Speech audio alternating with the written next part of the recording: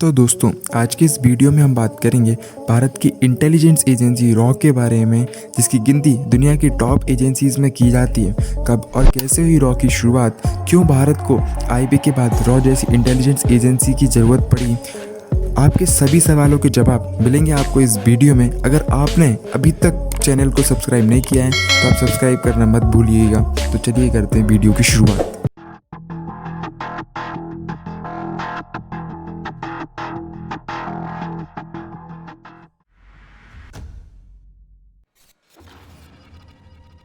दरअसल भारत में intelligence agency की शुरुआत अंग्रेजों द्वारा की गई थी। सेंट्रल इंडिया के कई इलाकों में कुछ डकैती और लूटपाट करके भाग जाया करते थे, जिसे खत्म करने के लिए सन 1830 में ठगी डिपार्टमेंट को बनाया जाता है, जिसका काम डकैती और अपराध को रोकना और इन्फॉर्मेशन गेन करना था। दरअसल ठगी, लूटपाट मध्य और उत्तर भारत की एक प्रचलित प्रथा थी, जिसमें डकैती, लूटपाट आदि शामिल था, जिसे खत्म करने के लिए गवर्नमेंट के द्वारा ठग्स एंड डकैती एक्ट को लाया जाता है, जिसके तहत डकैती या चोरी करने पर आजीवन कारावास या कम अवधि के लिए कठोर कारावास की सज़ा दी जाएगी।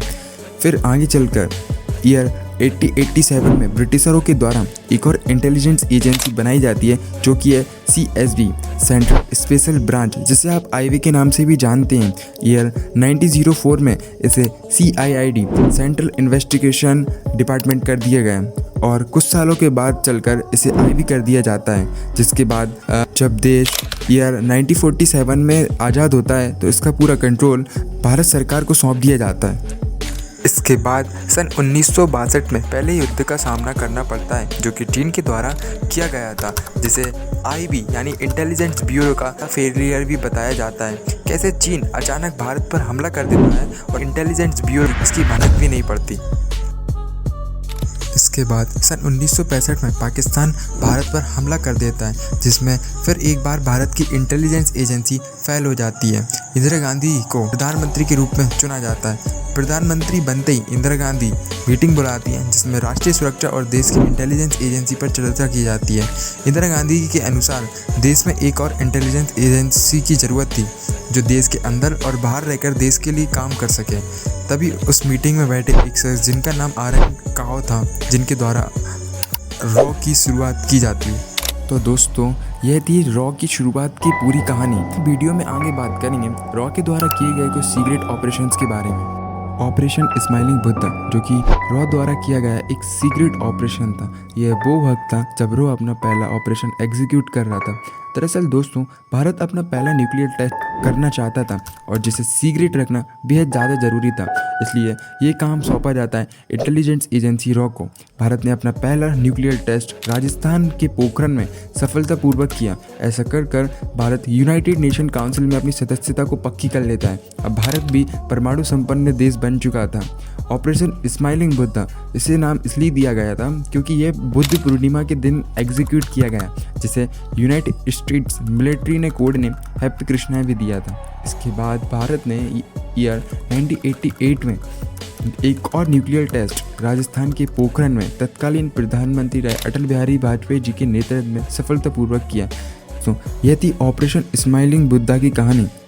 ऑपरेशन कहूटा, दरअसल दोस्तों, पाकिस्तान भारत के पहले न्यूक्लियर टेस्ट से बिल्कुल नाखुश था, जिसके बाद पाकिस्तान ने भी न्यूक्लियर वेपन बनाने की शुरुआत की, जिसका जिम्मा उस समय पाकिस्तान के प्रधानमंत्री रहे जुल्फिकार अली भुट्टो ने अब्दुल कादिर खान, जिन्हें पाकिस्तान का father of atomic weapons program कहा जाता है, अब्दुल कादिर खान को न्यूक्लियर वेपन बनाने की जिम्मेदारी दी जाती है, जिसकी जानकारी भारत की इंटेलिजेंस एजेंसी रॉ को मिल जाती है, क्योंकि उस समय RN काओ, जो कि रॉ चीफ थे, उनके द्वारा पाकिस्तान में एक स्ट्रॉन्ग नेटवर्क तैयार कर दिया जाता है। जहां पाकिस्तान के इस न्यूक्लियर टेस्ट में चाइना और फ्रांस उसकी मदद कर रहे थे, तो वहीं भारत की इंटेलिजेंस एजेंसी रॉ और इजराइल की इंटेलिजेंस एजेंसी मोसाद साथ मिलकर इसे रोकने के लिए काम कर रही थी।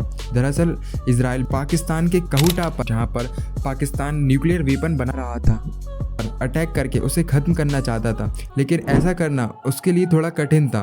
इसलिए ऐसा करने में इजराइल को भारत की मदद चाहिए थी, लेकिन भारत के प्रधानमंत्री रहे मोरारजी देसाई द्वारा मना कर दिया जाता है, क्योंकि ऐसा करने से वॉर जैसी स्थिति पैदा हो सकती है। अभी एक दिन एक सैलून की दुकान पर उस लेबोरेटरी के साइंटिस्ट, जहां पर पाकिस्तान न्यूक्लियर वेपन बना रहा था, उस सैलून की दुकान पर बाल कटवाने आते हैं, रो एजेंट्स उनके बालों के सैंपल को लेकर भारत के लेबोरेटरी के लिए भेज देते हैं, जहां से ये बात कंफर्म हो जाती है कि पाकिस्तान न्यूक्लियर वेपन बना रहा है। जहां पे रो एजेंट्स को एक और क्लू मिलता है। दरअसल एक शख्स उस जगह का ब्लूप्रिंट $10,000 में देने को तैयार हो जाता है, लेकिन तभी भारत के प्रधानमंत्री रहे मोरारजी देसाई एक गलती कर देते हैं। वो पाकिस्तान के आर्मी चीफ जनरल से फ़ोन पर बात करने के दौरान ये बात बोल देते हैं कि हमें आपके न्यूक्लियर वेपन की जानकारी है, जिसे सुनकर चीफ जनरल जिया उल हक शॉक हो जाता है और वो अपनी पूरी ताकत लगा देता है रो एजेंट्स को खोजने में, और सभी रो एजेंट्स को एक एक करके मार दिया जाता है। भले ही ये ऑपरेशन